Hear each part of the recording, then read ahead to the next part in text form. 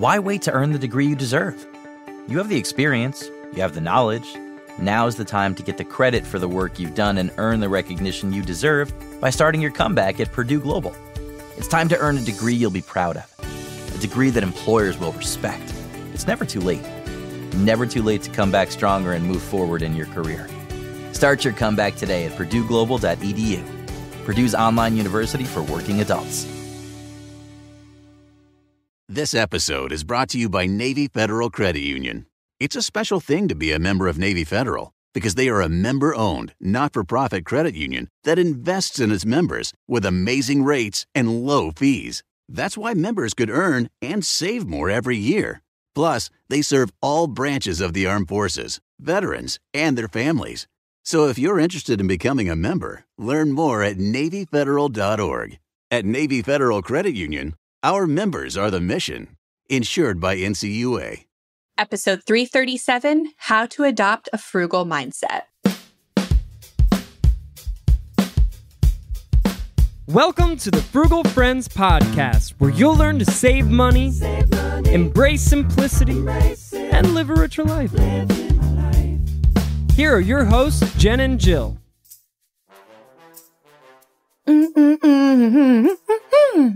Welcome to Frugal Friends Podcast. My name is Jen. My name is Jill. And today we are doing another episode that is just Jill and my thoughts. This is another topic that we are covering in the book that we are writing on values-based spending. And it's an early chapter because it's a foundational chapter on frugal mindset, but not like the woo-woo mindset stuff. Not like the mindset chapter you see at the beginning of every other personal finance book. This one, I think, is really special to frugality. Yeah, I'm excited to go through it. Not only does this help us to write our book, but I think solidifies for us our ideas on frugality, frugal mindset. It's just a helpful refresher that, like you said, Jen, there's not going to be much on the internet about this. These are some of our own original thoughts that we've now pulled together over years of podcasting and talking about this.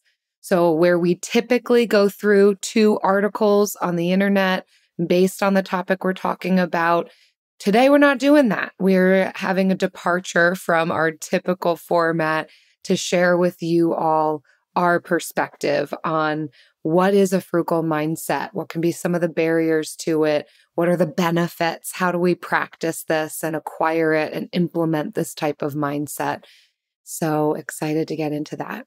Yeah, but first, this episode is brought to you by merch.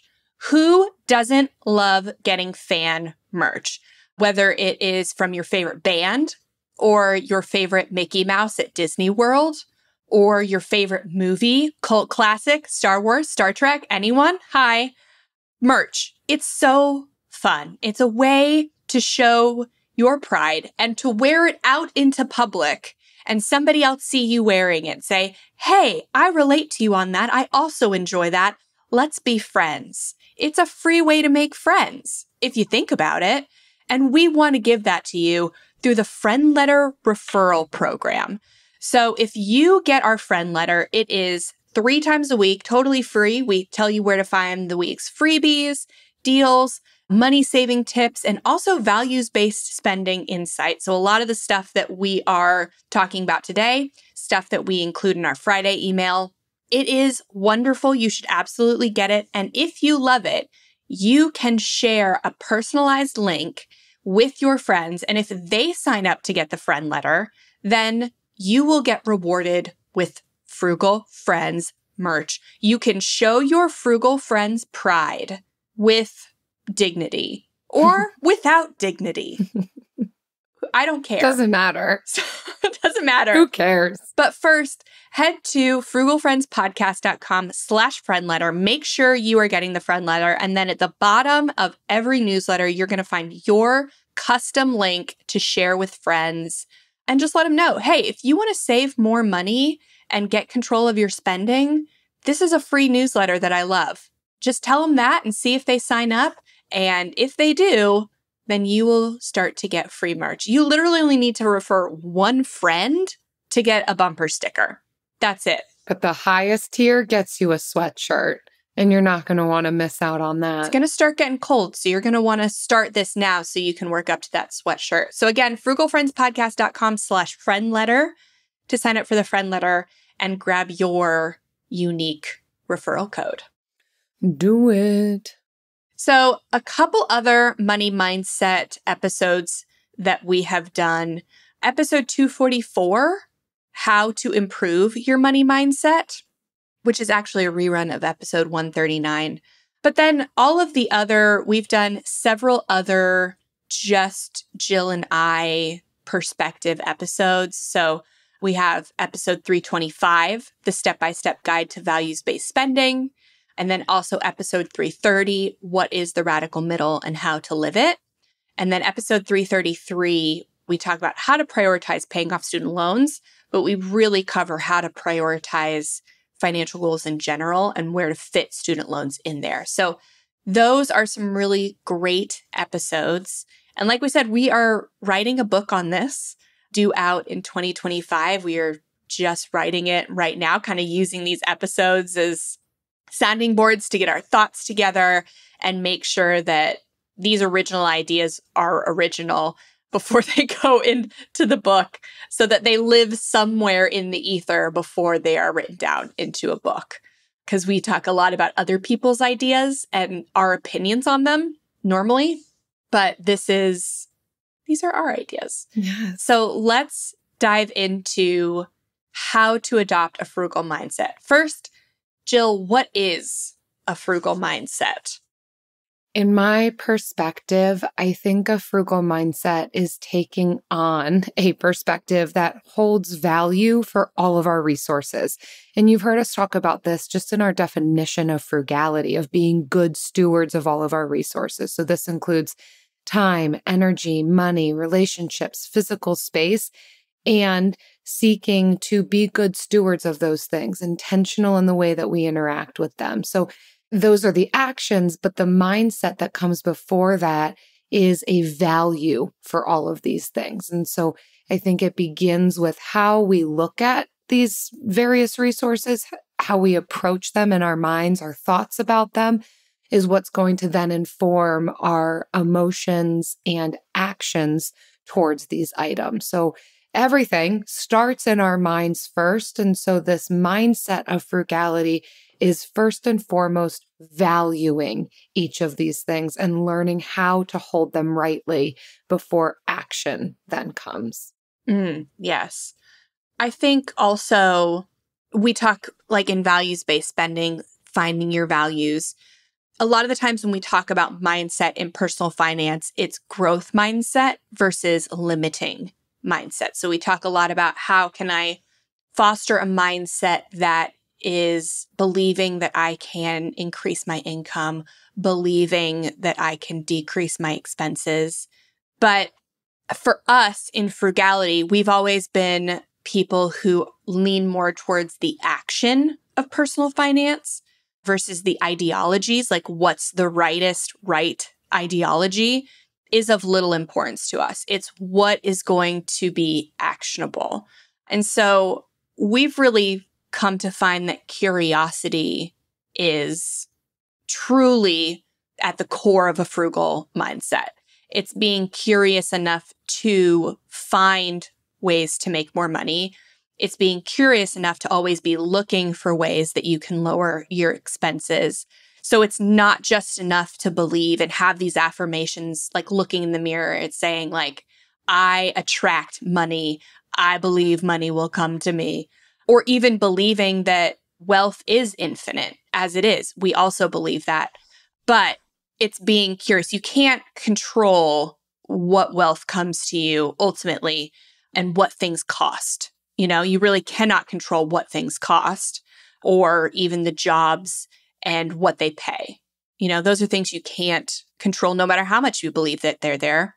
You can control how curious you are to pursue all of these things.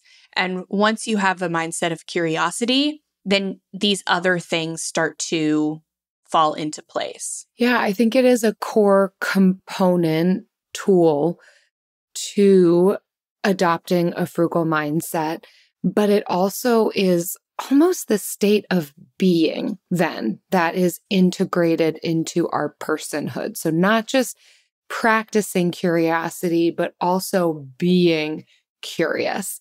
And they kind of go hand in hand in creating a frugal mindset, amongst other things. But again, if we're describing frugality in this broader term of being good stewards of all of our time, energy, and resources, then curiosity is going to be a really crucial way of getting to that point. But it's not as if we've arrived then. It's this ongoing practice and honing of that mindset and continually being curious, which we will talk a little bit more about. But I also just want to describe, and this isn't an exhaustive list, but I do think that a person with a frugal mindset, some of the things that are going to describe them are seeing value in what they already have. So there's definitely gratitude and contentment that becomes integrated and attached within our thought lives and then the way that we move throughout the world when we have a value for the things that we've been given, whether tangible or intangible. It's then going to lead to knowing what brings us joy, what depletes us. These things are also going to inform how we engage with the resources around us, what new resources we want to be implementing, how we want to purchase, how we want to spend time. And then from there, the outflow of that is a person who has developed actions and behaviors around spending all of these resources, acquiring and spending these resources wisely and intentionally. So it really is this holistic view of how we exist within our environment, engage in relationships with our finances, with ourselves, that can be full of contentment, value, gratitude, intentionality, wisdom. I don't mean to get too wooey about it, but I think that when we're talking about this whole personhood frugality, we do see benefits in all aspects of our personhood. And that at the core of this, a core principle, if you will, in being able to cultivate this mindset is also being able to cultivate curiosity, which we will say more on this, but I think it's a lack of shame and condemnation in how we kind of ask questions and learn more about ourselves just out of this observational curiosity. And I think now that we've described a little bit about what is it, how are we defining a frugal mindset, it's worthwhile to explore, that all sounds great, but what keeps us from that? And I think that there are a lot of barriers that can happen. First and foremost, just previously established patterns of relating. And this can be for better or worse. And we're talking about patterns of relating with ourselves or with other people, with the world around us, how we are accustomed to engaging in relationships, engaging with our environment, our own self-talk, which can be very much connected to our own understanding of ourselves. And I will say one of the things that is a core component to the background and education that I've received in the mental health field is that each individual is an expert on themselves. We are all experts on ourselves. I can't ultimately tell you what is best for you. At the same time, and that is true, but at the same time, that's not to the exclusion of the fact that sometimes we are inaccurate in our views on self or views on others or recollection of facts or the ways that our memories are sorted in our brains. Not that, oh, we're no longer the experts and don't take our words for it, but it's worth doing some of that deeper digging into, is my view on self entirely accurate? Sometimes we need to pull in other perspectives. Is my way of relating to those around me the most healthy and beneficial ways? Sometimes we do things because maybe they've worked for us in the past, and that's all well and good, but is it still working? Or, this is just what I do because it did work at some point, but now it's not fitting the actual need, but I'm not even thinking about it. It's just happening second nature that when XYZ happens, this is what I do. And so it's worth slowing ourselves down and identifying what's working, what's not. But again, that's going to be curiosity that helps us to discover that. I also wanted to go through a couple of these, and Jen, you and I can kind of go back and forth on ones that stand out to us. There's a ton, so we can't go through all of them. It'll be in the book. But there's this whole list that you could even Google it if you want the entire list of something we term in the mental health field limiting beliefs. And so there are these terms for ways and patterns of thinking and believing, which our responses come out of, that are not usually helpful to us. But yet we all have a collection of these. Sometimes we lean more into some than others. But for instance, overgeneralization can be one example of a limiting belief. And this is, as its title would indicate, combining all of this information into one umbrella of, oh, well, anytime there's clouds out, it's going to downpour. That'd be like an overgeneralization of what weather is like. It's like, well, no, sometimes it's just cloudy and sometimes it rains and there are no clouds. Go figure. But we can sometimes overgeneralize, which can be a limiting belief for us. Any others stand out to you, Jen? Yeah, I mean, I can see overgeneralizing in personal finance, just being like, everybody has student loans. Everybody has debt. Nobody is able to buy a house anymore. We say those things all the time. And while it is true, house prices are insane, cost of living is rising at an insane rate, we have to stop ourselves from saying everyone, because it is more difficult, it is harder. But I think, honestly, that's more motivation to do it because of such a heavy decline in the middle class. Granted, there's a lot more people coming out of poverty and low income. Statistically, that percentage is much lower than it has been in the past. But the middle class is still, that American dream is still eroding. And so I think it's that much more of a priority that we work toward it. So another thing that I see on this list that I hear a lot is disqualifying the positive. And so that is when you have an experience of trying to pay off your credit card debt or trying to save money, and you go day to day and life happens. But we tend to stick to remembering the bad things that have happened, and all of the positive things that are happened, we can either forget or generalize away. And we do this with our own accomplishments too. We really remember our failures, and everything that we are good at, we can either say oh, anybody can do that, or we can simply forget how much more gifted you are than other people in your accomplishments. And so we do this, I think, with ourselves first, and then we do it with our finances. So something in getting curious, I always now think about that Jonathan Van Ness podcast when I say that. But when you're getting curious with yourself, you can start to see these patterns where you say these overgeneralizing things and these places where you might disqualify the positive. And it's not going to fix it immediately, but it does help you once you realize that they are there to notice them more so that you can fight against them, so that you can be a better resource of your money by pursuing home ownership if that's what you want. You can be a better steward of your time by pursuing the things that can make you more money or can get you ahead financially, even though you can't be successful at them 100% of the time. I think sometimes that particular limiting belief can keep us from gratitude as well. When we're disqualifying the positive, then, well, just by proxy, we're probably looking at the negative, or we're not paying attention to what is around us. And even speaking of just tangible things in our environment, sometimes that's what can lead to impulse spending or throwing stuff away that could have been put to good use or given to somebody else. We can kind of see the tentacles going out of some of these limiting belief systems that can keep us from having a frugal mindset that benefits us.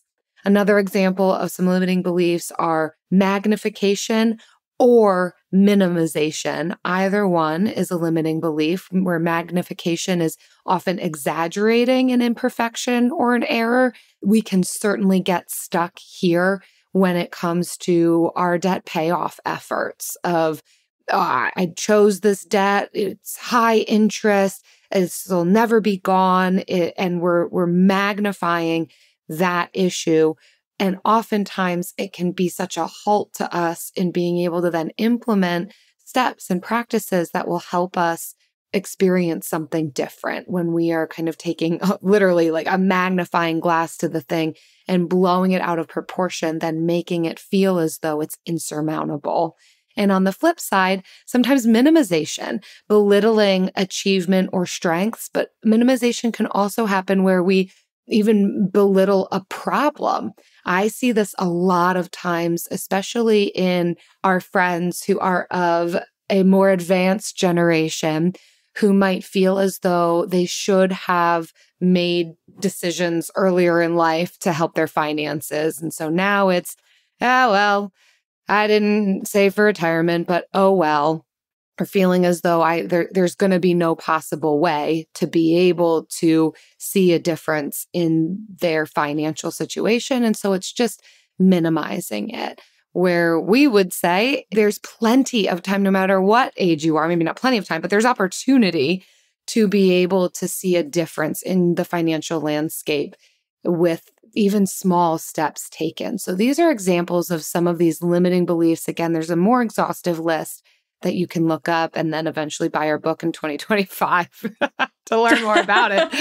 But these are ways that we can experience barriers to adopting a mindset that's actually going to help us provide the space needed to experience different patterns of relating, ones where we are valuing our resources, we're understanding ourselves, we're able to make positive choices for our financial situation, but also all aspects of who we are. Mm-hmm. The last one on this list I just want to touch on because it's one that I am personally guilty of all the time is all or nothing. I am a very, I used to say that was just my personality. I have a very all or nothing personality. And now I see that it's a limiting belief, that is not a personality trait. That's something that holds me back. So having this all or nothing mentality I see all the time is people are either all in getting their money right or all in paying off debt or all out spending money. And just the list goes on, all out saving for retirement, at people in the FIRE movement, all in or nothing, not saving anything. This is common to all of us, this all or nothing mentality. Some people are more prone to it than others. But it is just another callback to the radical middle, is we tend to, as people, want to live in extremes. We want to be extreme people. If you really get down to it and you're like, what is my dream?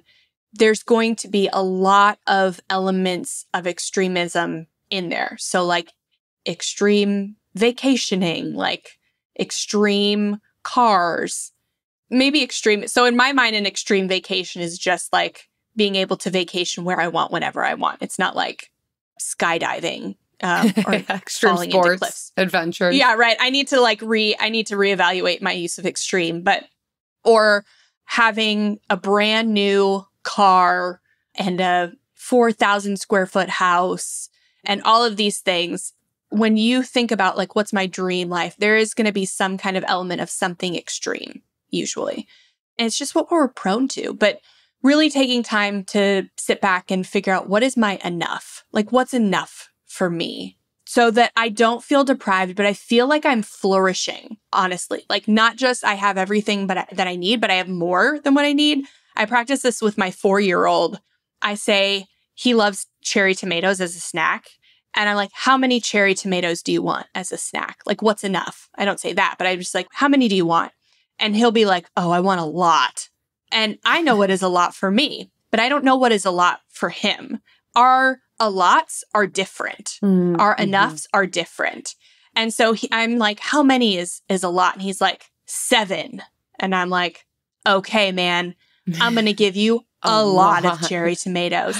And he is so excited because he has defined his enough. And I have given that to him, not a tomato short. What a good mom. Thank you. We should do that to ourselves so we don't trick ourselves into living into these all or nothing extremes that we tend to put ourselves in. A small tangent off of that, but you get it. AI might be the most important new computer technology ever. It's storming every industry, and literally billions of dollars are being invested. So, buckle up. The problem is that AI needs a lot of speed and processing power. So, how do you compete without costs spiraling out of control? It's time to upgrade to the next generation of the cloud, Oracle Cloud Infrastructure, or OCI. OCI is a single platform for your infrastructure, database, application development, and AI needs. OCI has 4 to 8 times the bandwidth of other clouds, offers one consistent price instead of variable regional pricing. And of course, nobody does data better than Oracle. So now you can train your AI models at twice the speed and less than half the cost of other clouds. If you want to do more and spend less, like Uber, 8x8, and Databricks Mosaic, take a free test drive of OCI at oracle.com/strategic. That's oracle.com/strategic. oracle.com/strategic. We know New Year's resolutions often don't stick. In fact, on average, they last around 30 days. So if saving money is on your 2024 resolution list, here's a foolproof way to stick to yours. Switch your phone provider to Mint Mobile. For a limited time, wireless plans from Mint Mobile are $15 a month when you purchase a 3-month plan. That's unlimited talk, text, and data for $15 a month. For those of you paying close to $40 a month for just one phone line, this means a savings of $300 over the course of the year. We especially like Mint because all plans come with unlimited talk and text and high-speed data delivered on the nation's largest 5G network. To get this new customer offer and your new 3-month unlimited wireless plan for just $15 a month, go to mintmobile.com/frugal. That's mintmobile.com/frugal. Cut your wireless bill to $15 a month at mintmobile.com/frugal. Additional taxes, fees, and restrictions apply. See Mint Mobile for details. What an adorable example, because you were helping him practice curiosity, not assuming you knew what he meant, and helping him to understand himself. What does this mean for you? What's a lot for you? And then he was able to answer that out of curiosity. There wasn't judgment there. Now, whatever we might decide, we might not always be able to do that. Maybe, what if there were only 5 cherry tomatoes? Okay, well, then we're going to have to adjust. We're going to go too far in this tangent of cherry tomatoes. In that case, he doesn't get the choice. He just gets 5 cherry tomatoes. Yeah. But that curiosity bit. So that gets us into the steps we can take to be cultivating a frugal mindset. Similar to all of our other steps, they're a little loosey-goosey. There are definitely some sub-steps. And maybe in 5 years, we'll add more steps to it. But this is what we got for now. It is going to begin with curiosity. And when I describe curiosity, I mean being observant like you would a scientist looking at a new species that you want to understand. You know nothing about them, and you have no judgments for them. You simply want to know, how do they do what they do? How are they moving through the world? This is really hard to do for ourselves, but it's why I'm belaboring this concept, because so often we consolidate information so quickly, because for a lot of us, there's decades of life lived, and you can synthesize. It's part of the beautiful things of our brains. But we want to slow down that synthesization process. Synthesis. Yeah, I'm making up words now. This is what happens when we go rogue on original thought.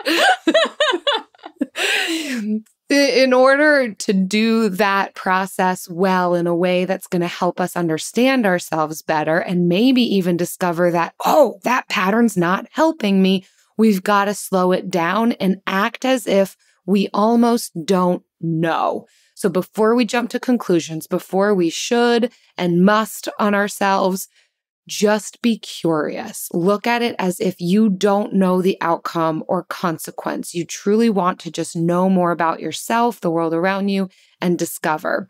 Some of this is going to begin with being curious about your own limiting beliefs. So looking at that list of possible limiting beliefs and identifying, oh, this might feel congruent for me. Yes, I do this a lot, particularly as it relates to our finances, because that's what we're here to talk about mostly is personal finance. How do you look at or approach or understand money? What are some of the things that you constantly and consistently run into when it comes to financial decisions, financial behaviors? Again, we're not jumping to conclusions yet. We're not shaming ourselves. We're just being curious. And something that is very important in this initial process as we're seeking to learn more about ourselves is avoiding why questions. No shade on why. Why can be really awesome. Yeah, that's the first place my head went to. So This is as much for me as it is you. But when it comes to being curious with ourselves and even others, like loved ones too, this is actually a really helpful way of learning how to communicate with loved ones. Avoiding why questions as much as possible because they automatically put us on the defense. For instance, like hear how these two things sound. If I were to ask you, why do you shop for clothes so much? Versus, what is it about clothes shopping that you most enjoy? I am asking the same thing, right? Like at its core, I want to know about these clothes shopping behaviors.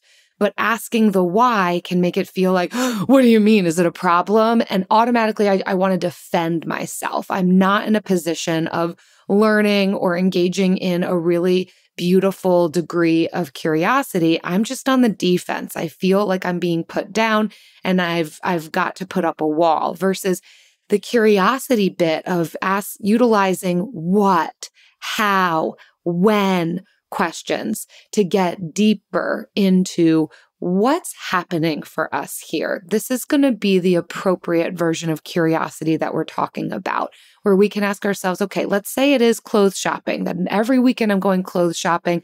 I'm realizing I'm spending a lot of money on this. I've got a ton of clothes I don't wear in my closet. It's not something I want to be doing. We can often jump to that. Why am I doing this so much? Oh, I've got such a problem. I just got to stop versus slow down, create space. Ask yourself, what is it about clothes shopping that I enjoy?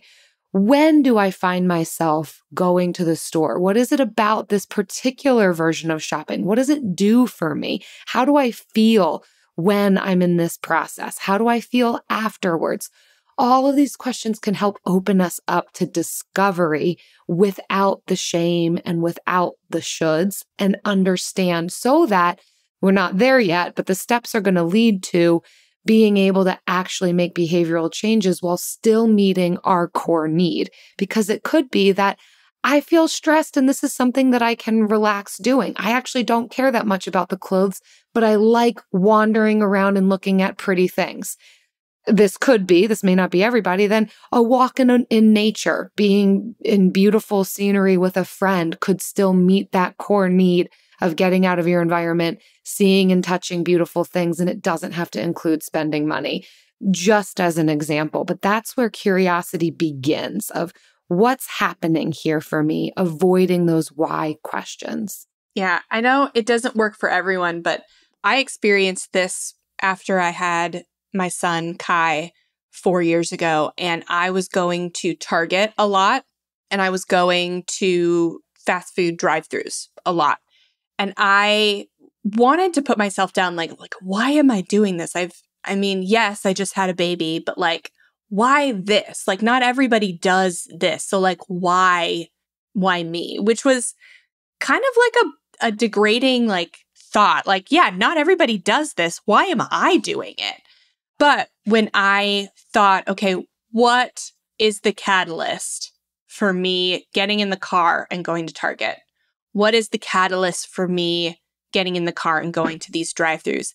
That's when I learned the important things about what I wanted that helped me find alternative ways of meeting the needs. Mm-hmm. I wasn't depriving myself. Like, ultimately, I wanted to get out of the house and it was 100 degrees outside. So I'm not going to go for a walk outside. Like, that's what all of the people are like, don't go shopping, go for a walk outside. And I was like, have you been to Florida in July? No. Not happening. Yeah, not happening. So wanting to get out with the baby so he will sleep in the car seat, and Target has the best walking journey inside.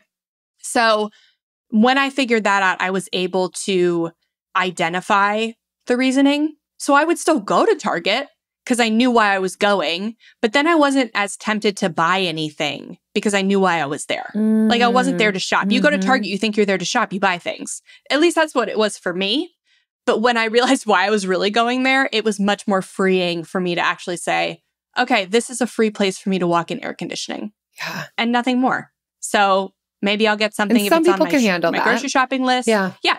That's why I said some people can handle that. Some people can't. Mhm. So then maybe you live in a place that's not 100 degrees outside and you go for a walk. Find your path. Find your truth. Yeah. Get curious about it though. Yeah. So then from there, you're going to allow this curiosity, this creating space, this slowing down, these asking questions to lead you to a place of making observations. And honestly, you may be in this space of simply asking questions and noticing for a good while, could be a couple of weeks before you can start to synthesize that information and create observations on a few different data points, to go back to my scientific method example, where now we can begin to collect some of these observations and begin assessing, what does this all mean? What are these patterns revealing about what you value? Are you seeing anything within these questions and answers about what brings you joy, or what depletes you, or what you need, what you don't need? As you ask these questions based on having been curious about yourself for a time, you're gonna start to know more. There's just no way that you can't be asking these questions and not learning more about who you are, what makes you tick, how you engage in the world around you.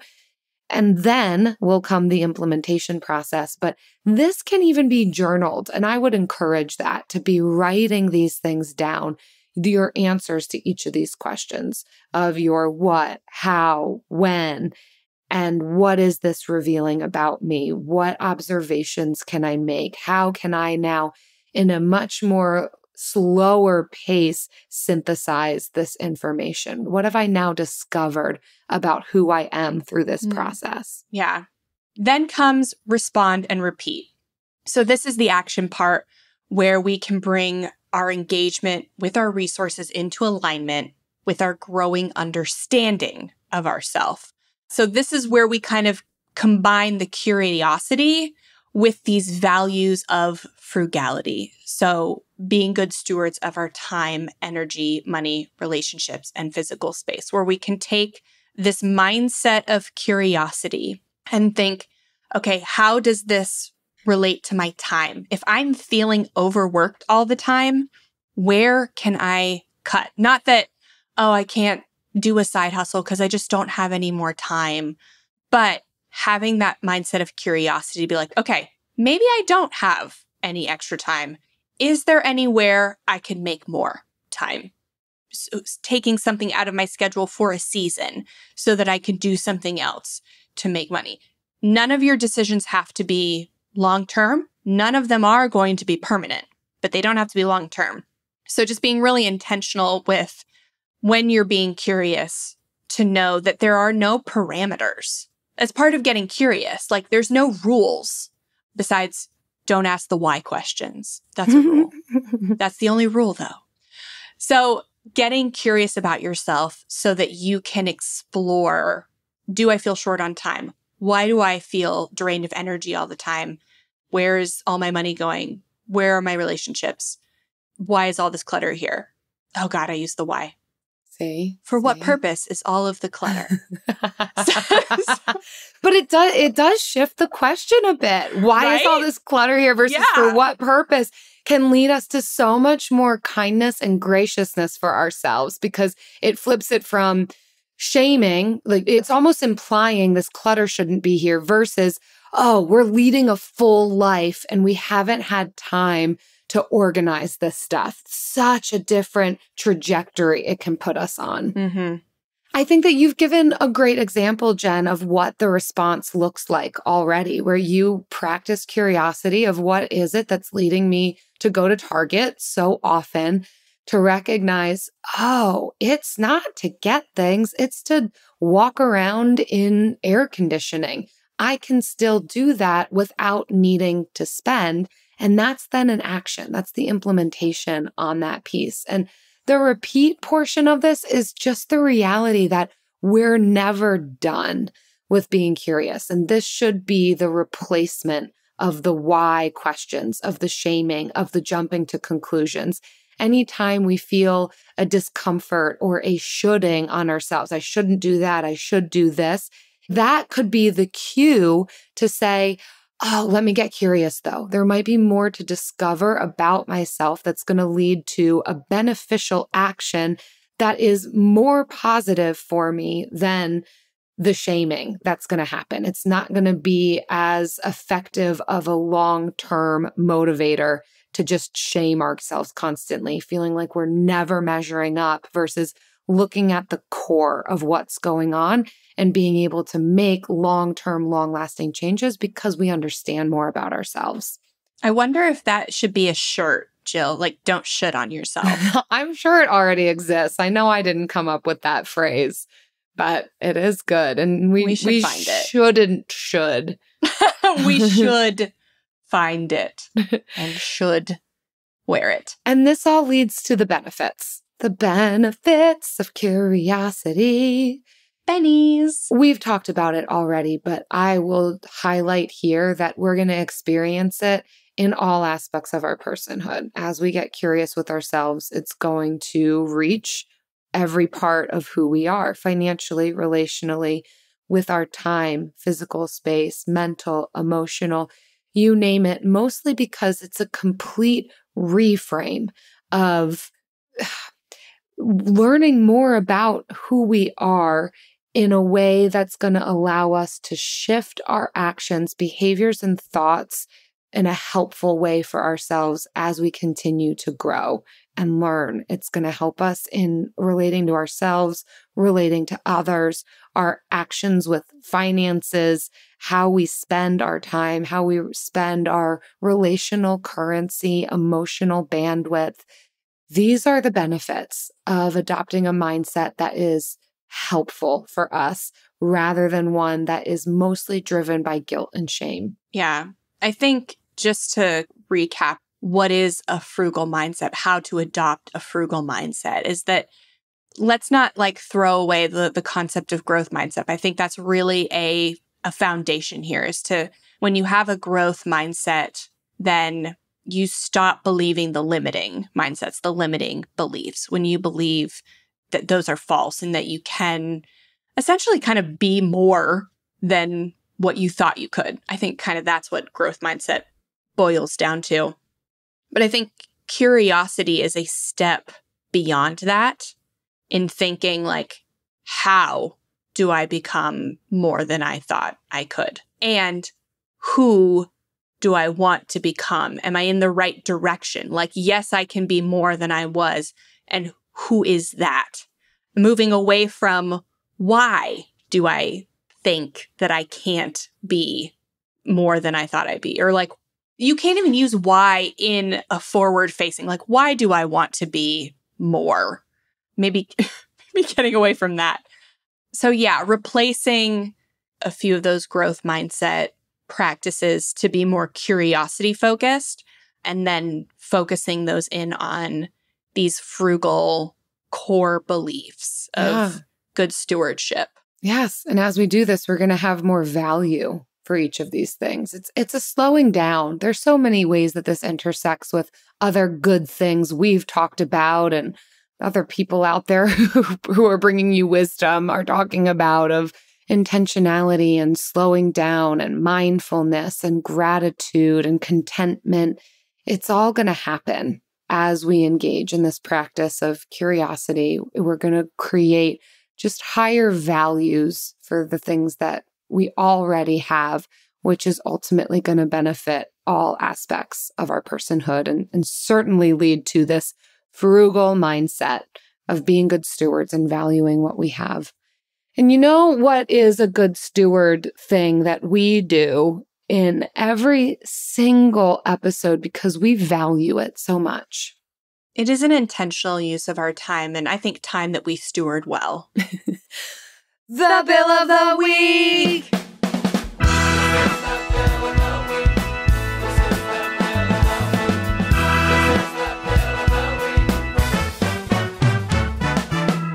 That's right. It's time for the best minute of your entire week.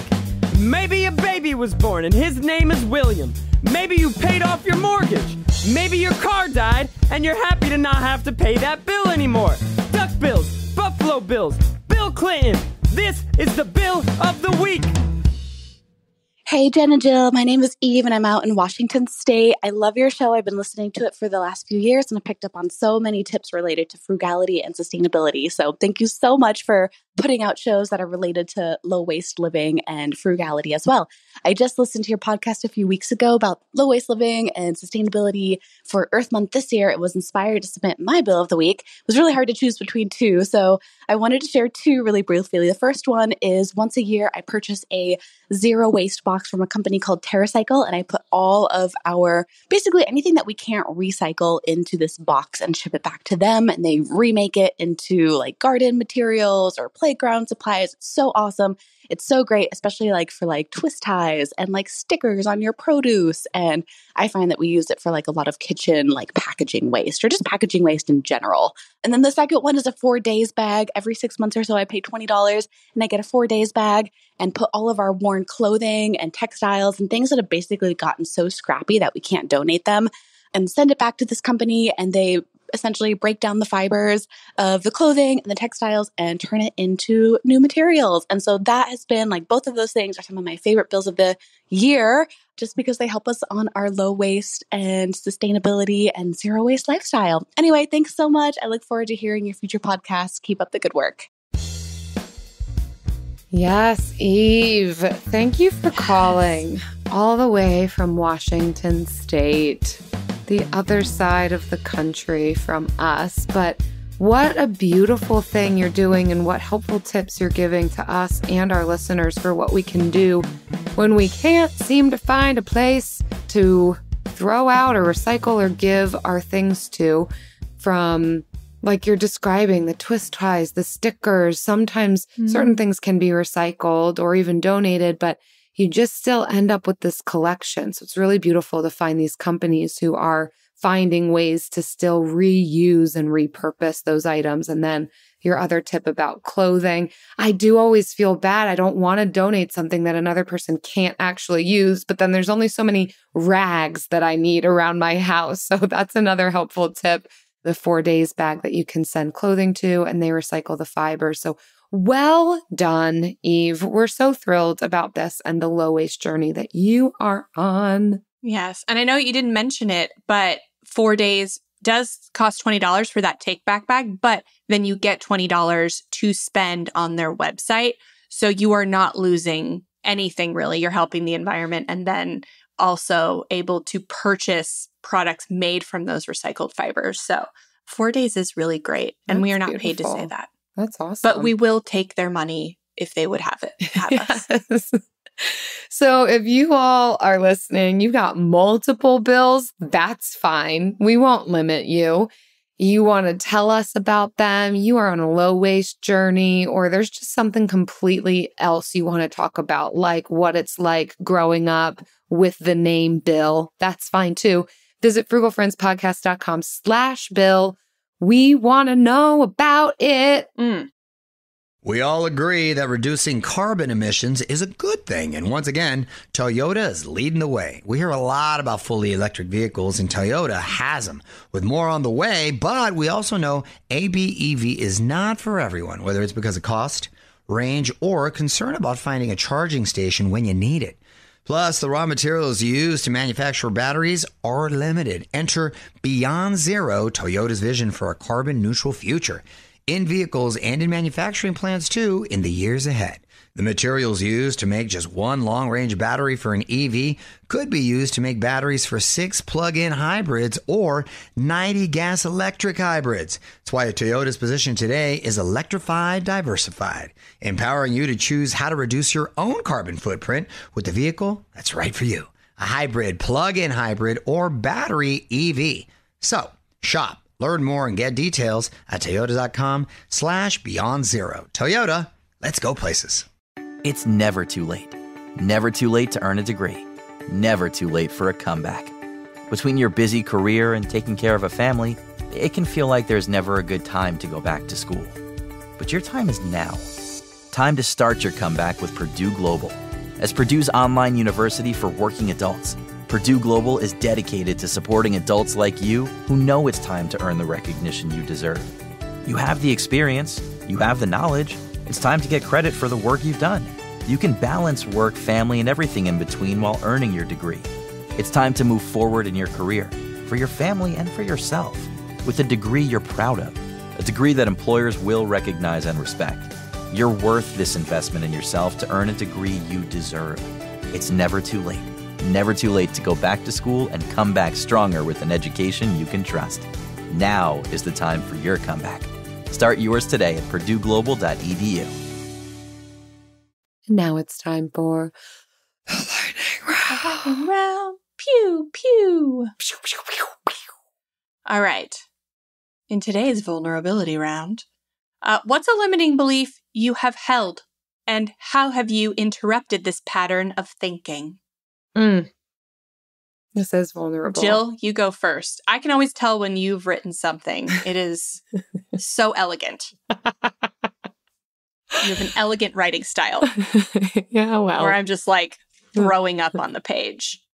It's all good. It's all good. It'll make for a beautiful whiplash of a book for people to read absolutely. In 2025. Thankfully, there's one editor. There's two writers, two writing styles, one editor, and she's got her work cut out for her. It'll help us in the audio book to know who's going to read what. Yes. Okay. For me, it's catastrophizing. I need to blow everything out of proportion to the point of it being a catastrophe. For me to feel like I and others around me are understanding the true brevity of something.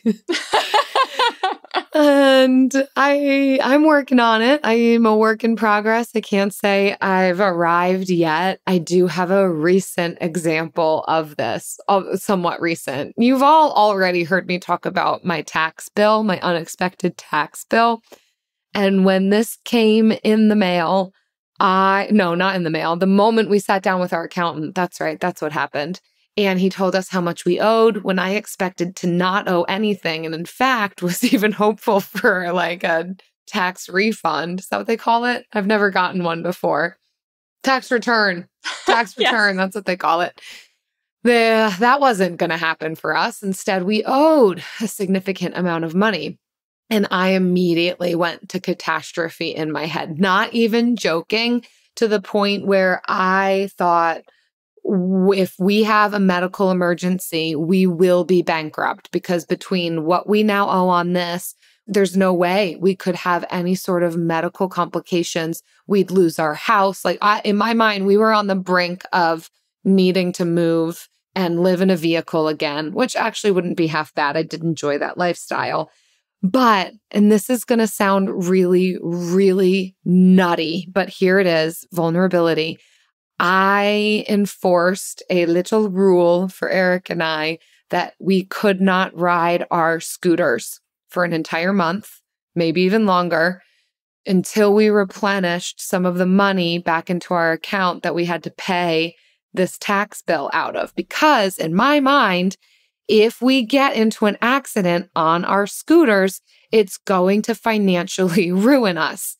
Now, I'm not saying that it was the worst response to this, but it was catastrophic. Like that, to say we can't ride our scooters around town because we got a big tax bill is a little bit, it's a little bit out of balance, but it's how nutty I went. It's how catastrophic I went in my head. Now, thankfully, that didn't last me long, because the second part of this question is how are you interrupting that? And I will say that I talked to some trusted friends. Jen, you were one of them. To Eric, who helped to kind of talk me down off the ledge.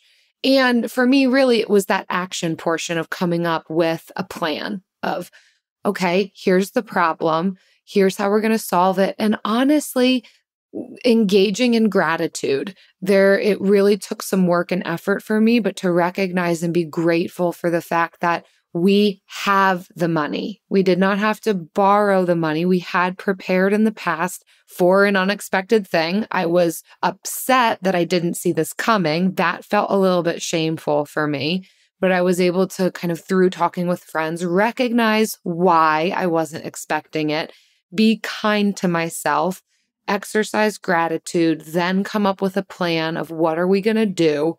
And thankfully, I feel like I'm on the other side of this with the ability to warn other people, make sure that I never find myself in that situation again, adding extra withholdings to our taxes. It was an uncomfortable situation, but yeah, I go to catastrophe, but I bring in other people to help bring tension to my mindset. And that helps me. What about you?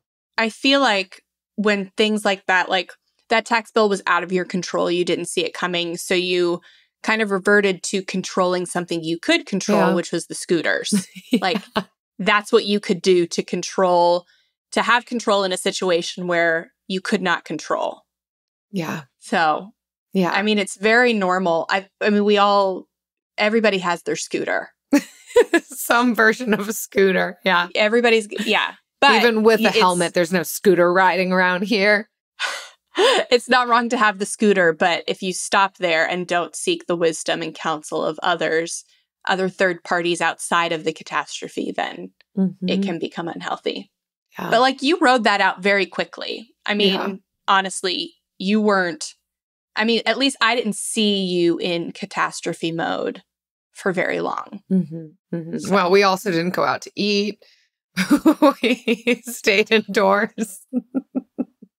Didn't ride. But you kind of were planning on doing that before. It's so true. That bill came. I know. So it just that really wasn't set because us of back. the bill. I know. Yeah. What about you? So mine is very much scarcity. I just want to have all the money. I just want to have all the money, like lots of money, and then not worry about it. Right? Is that special? I want to retire. Is that the same thing? Yeah. So I think I look at my finances and I see we have more money in our accounts than many other people. But I also compare myself to other people in the personal finance space that have way more money than me. And so so because of the people I surround myself, I feel like I don't have enough. And so that is kind of like my limiting belief. And it's something I'm kind of pulling myself out of and kind of trying to connect back to reality, the reality of numbers. So like personal finance is personal first, but there are numbers too. These personal choices have to be rooted and anchored by numbers. So that's kind of what is pulling me out of this like feeling of despair that we can't afford anything when really we can. Well, I think that that's a little bit of aiming at the radical middle, where you might be so surrounding yourself by such an extreme who love to post on Instagram about how much their net worth is at 28 years old.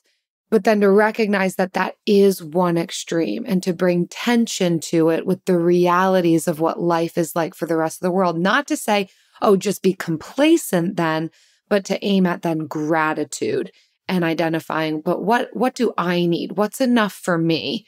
Hopefully it's 7 cherry tomatoes. Yeah, right? What is my enough? And that's something I've really been reflecting on in order to overcome that feeling of scarcity. And it stems from my husband just took a new job that pays less so that he can have a better schedule. I should have prefaced with that, but that is kind of what I've been going through mind-wise. Well, we're here for you. It takes a community to recognize our own limiting beliefs, to gain perspective on it, to move towards contentment, and ultimately a frugal mindset that is going to help us in the long term. Thanks, everyone, for listening. We're so glad that you were here for this one, our original thought as we make up words and terms and loosey-goosey steps. Many of you know we have a newsletter called The Friend Letter that goes out 3 times a week, where we send out freebies, savings tips, and life hacks, all that will help you save money. And we want to give a shout out to a friend for this sweet email. They said, "Thanks for reminding me about my values-based spending plan. I was just coming down from a shopping high, getting 3 pairs of activewear pants at $75 a pair, $225 total. I had reached that point where the stomach drops away and your email arrived. I was able to pull from the emotion and see the facts. I have a values-based budget and spending plan, which contains a line item for refreshing activewear twice a year, spring and autumn, and the purchase was less than my budget had provided. Only then could I bask in the joy of getting a good deal without the guilt of spending." Tina, that is a beautiful example, because sometimes it doesn't mean saying no to buying, just making sure that it aligns with your values and your plan. And girl, Tina, I can tell you buying Lulu, and those will last you 5 to 6 years. Yeah. So good on you. Well done, Tina. Tina, let me know if you are buying Lulu, if I guessed that right. Yeah. Thanks for listening, everyone. And if you want some of these freebies, savings tips, values-based spending hacks like Tina's getting in her email that's helping give her permission to spend some money, or if you need the inspo to not spend the money, or you just want to know when's the free ice cream, head to frugalfriendspodcast.com/friend letter to get the goodies.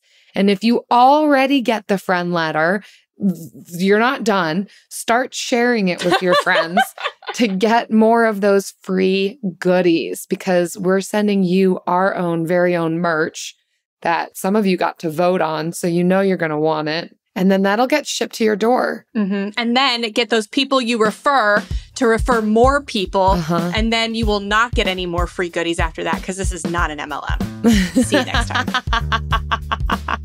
There is no upline or downline. No upline. See you next time.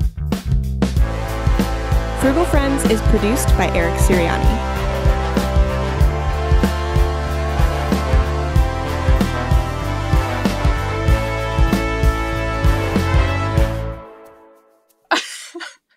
You're not going to be able to cover your mortgage with this. You are going to have so many sweatshirts from your downline that you are going to be able to sell them and retire your spouse. You are going to be able to retire your spouse with sweatshirts. I don't see what the problem is. If only that were true. You can retire your spouse with your frugal mindset. That's for sure. Yeah. Retire yourself with your own frugal mindset. That's the journey I'm on. I just want a sweatshirt to keep me warm while I'm doing it. Same. With the best all-inclusive vacation deals to Mexico and the Caribbean, booking your getaway with Cheap Caribbean Vacations means you have more freedom to do your deal. Whether you want to enjoy snorkeling, endless margaritas, and more, or simply soak up the sun and sand in a tropical paradise, Cheap Caribbean Vacations has your deal for that. Plan and book the exact getaway you want at exactly the right price for you by using our exclusive Budget Beach Finder, or find a featured all-inclusive package to Paradisus by Malia Hotels, and do your deal at cheapcaribbean.com. Bring home Napoleon. Destiny has brought me here. The action epic from acclaimed director Ridley Scott. What is your name? Napoleon. You are the greatest leader in the history of the world. Witness the rise. You are nothing without me. Of the legend. Starring Academy Award winner Joaquin Phoenix and Vanessa Kirby. I'm the first to admit when I make a mistake. I simply never do. Napoleon. Buy or rent on digital now. Rated R.